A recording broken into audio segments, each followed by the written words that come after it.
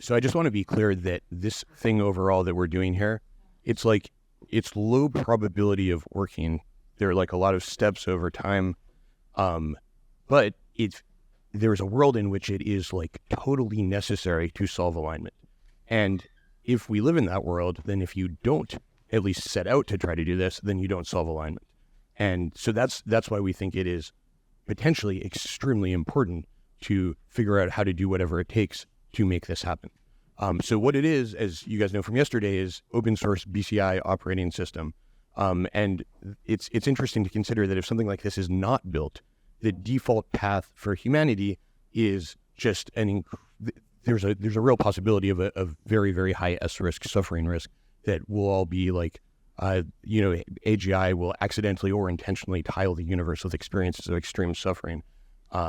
And I would prefer not to live in a world like that or have descendants live in a world like that myself. And so we have this problem that without well-designed adaptive and agency protections for BCI, we're going to be decreasingly in control. Humans are going to be decreasingly in control of their destinies in an AI-driven future. We think there's unacceptably high risk of this, so we should do everything we can to make all that stuff not happen. There's some bad things that could happen up there. So our solution is a human agency increasing and privacy preserving operating system for BCI in the near term, perhaps many other applications in the future as well. There's all this later like scaling stuff, which most of what we worked on is the actual demos. So or demos, which we'll show you shortly. But the thoughts about the scaling things, like we're big fans of taking A/B tested baby steps that get bigger over time when you prove out what you do works. So less of big fans about saying like, oh, we're going to have these partnership with the UN and this and that. That would be great. We'll figure out as it comes.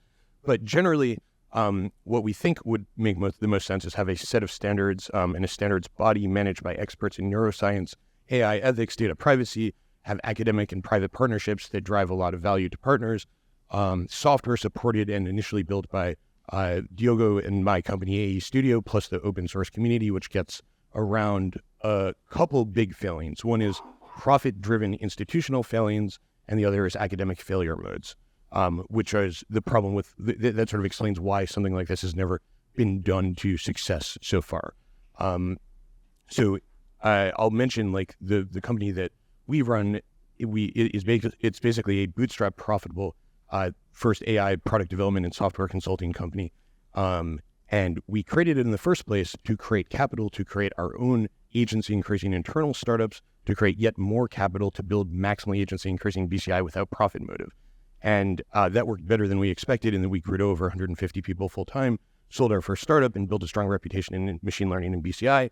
This is like how it works, that basically what the consulting fuels Skunkworks, which goes to investments in BCI OS or like BCI generally and AGI alignment. And in theory, if in the future we could start to try to get grants to go directly to the BCI OS stuff and AGI alignment stuff, rough timeline would be that the 10K kickstarts larger grants to drive further development rather than us devoting no resources to getting grants, then capitalize on AI safety grants and target to get 2 to 10 million in theory if we want to push this forward. And then by end of year have a significant a real working implementation with real world partners. From there, raise billions with a privacy preserving crypto coin to accelerate BCI hardware and software, be well prepared to launch on a dime in advance of the next crypto summer. And then invest in like accelerating everything that needs to happen from there to really pull this off in time. Right now we have built, we adapted an existing app. What? Okay, well, Diogo, you should demo the existing app then. Yeah, okay. Well, so we've built both an app and we also have this architecture that we. Here.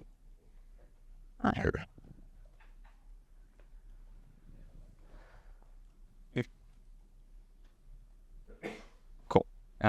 So this is an initial imagination of how this BCI OS system would look like. So with interfaces that can communicate with several different types of technologies that are coming up, like ultrasound, Utah arrays that are already here, but new ones that are coming, but things that are read into the same application at the end. Ways that you can, this doesn't look very good, but that you can extract latent space and features that are important for alignment and for development of new BCI.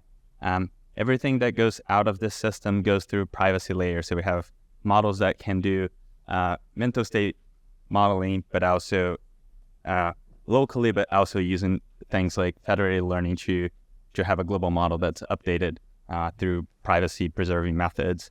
All of that at the end going out to different types of outputs that you would be controlling with BCI now and in the future, like phones, but also going back into these devices. Some of them are go both ways, so you could actually be modulating the brain in a closed loop system as well. And one last thing is that it would have metrics built into it, and some of these metrics could actually be used, for example, like how agency increasing these applications are to actually redesign BCI OS itself, so closing the loop and trying to be in a feedback loop to improve it as well. Great.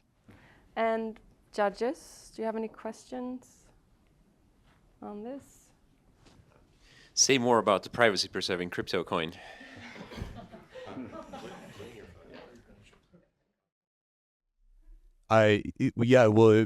Basically what we are imagining there is actually, plug it back into this presentation because we wrote some stuff out about that. But basically, like the fundamental idea is that we have been building random projects for clients in crypto, like for, I don't know, many, many years. And you go through crypto summers and crypto winters. And whenever there's a crypto winter, nobody believes in crypto, but then eventually a crypto summer comes. So if you build a compelling thing to launch at just the right time in a crypto summer, potentially there's a lot of opportunity from there. So specifically, what we want to build is the idea is that you do the privacy preserving machine learning on neural data to try to do more you want to get the neural data out and do stuff on it, but you want to keep the data private. So we have, let's see,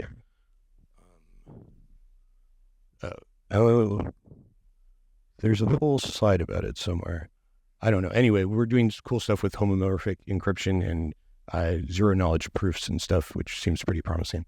That's what we started experimenting here, and we can show you the app demo of it too, potentially. Any other questions? No? Well, thank you so much for that.